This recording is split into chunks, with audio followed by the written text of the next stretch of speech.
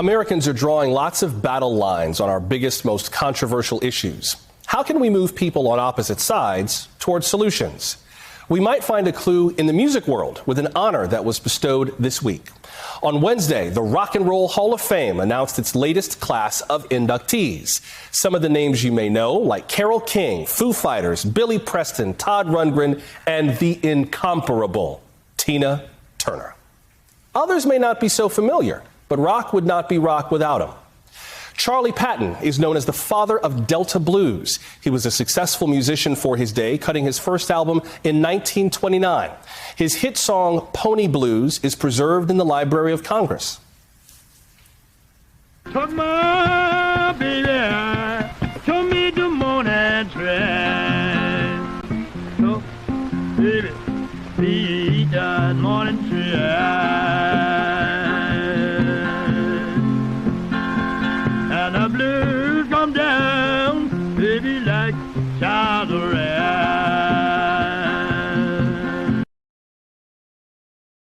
Will charge our batteries, and all will full of LFG. We are the robots. We are the robots. We are the robots. That's about as far from Delta blues as it gets. But Kraftwerk is also in this year's class of Rock Hall inductees. That was their 2017 track, The Robots. Kraftwerk pioneered using synthesizers in rock and in what we now call electronic dance music, EDM. Charlie Patton and Kraftwerk have very little in common, but this is rock music. On a long enough timeline, everything connects to everything else. And eventually, the legacy of black music in America, combined with innovations like synthesizers, to create a whole new sound. Rock it, don't stop it. You gotta rock it, don't stop. Keep ticking and talking, work it all around the clock. Everybody keep rocking and clocking and shocking and rocking. Go house, everybody say rock it, don't stop it. Planet Rock by Afrika Bambaataa and the Soul Sonic Force helped create hip-hop in the early 80s. Now, fans don't need to know about Kraftwerk or Charlie Patton to love Planet Rock, but that's the point of honoring them. And that is the risk we run putting ourselves into rigid categories. It used to be that rock and roll was sold to white audiences. Blues was sold to black audiences. But those labels never really fit. Breaking things into tidy either-or categories makes life simple. It can also make life shallow. And if we're not careful, it can make us shallow too. The same thing that makes rock and roll hard to define, that's what makes America such an amazing country. Not just diversity, complexity. Today's politics can seem very complex with lots of big challenges and no easy solutions, but really, they're pretty simple. Too simple. And that may be the problem. Researchers in Germany and at Columbia University here in New York wanted to know how conversations about hot-button issues change as they get more complex. They recruited people with opposing views to write a statement of shared perspectives. And these were on big issues like abortion or euthanasia. The variable was that before trying to write it, they read a document laying out the issue. One group read a document with low complexity, kind of an on one hand, on the other hand approach. The other group's document described the shades of gray inside an issue with nuance and detail. The result? Only about 46% of the low complexity group was able to write a joint statement.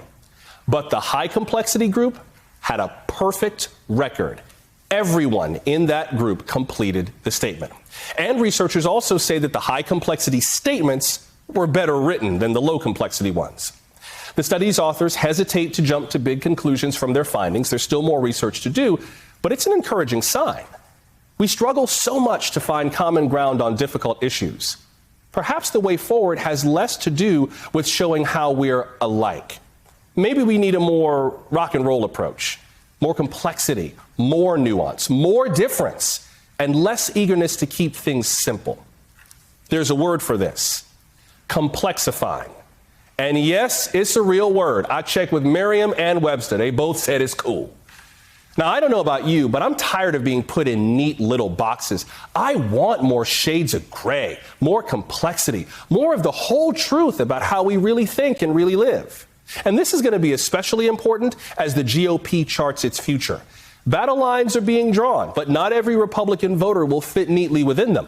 Some will stick with the pro-Trump faction. Others will want the party to move on without Donald Trump. Still others will be torn between both. Yet others will become Democrats. And who knows how many will drop out of partisan politics altogether and become independents. Now, you may or may not agree with some of them or any of them or all of them. But what good does it do to ignore them? You know, I've always hated talking about my politics. It's not just because it can close people off from talking to me. I hate it because it can stop people from getting to know me, especially if my politics make them assume that I'm just like them. It's a lazy kind of shorthand for whether you should like someone, and it actually spares you from actually getting to know me. Once people decide what they think you are, it can be really hard to reclaim your identity. What would happen if more of us lived more in our complex contradictions and less in such bland, boring, binary biases? Because that's what they are, biases. Because that's what they are. They're boring. I'm over partisan division, not because of the division, but almost because it's not divided enough. It's too simple. It's incomplete. Without complexity, rock music wouldn't be rock. America wouldn't be America. You would not be you. Maybe you're already living this full color life instead of sticking to black and white thinking. So tell us, how are you complexifying things where you are? And how's it going? Tell us your story. 100 words or fewer, please. Email theweek@msnbc.com or tweet us. We're at theweekmsnbc. Now, we're not just looking for happy stories. If you're struggling with this, that's okay to share too. Either way, be sure to include your name and where you live. theweek@msnbc.com or tweet at theweekmsnbc. We will share some of your stories tomorrow.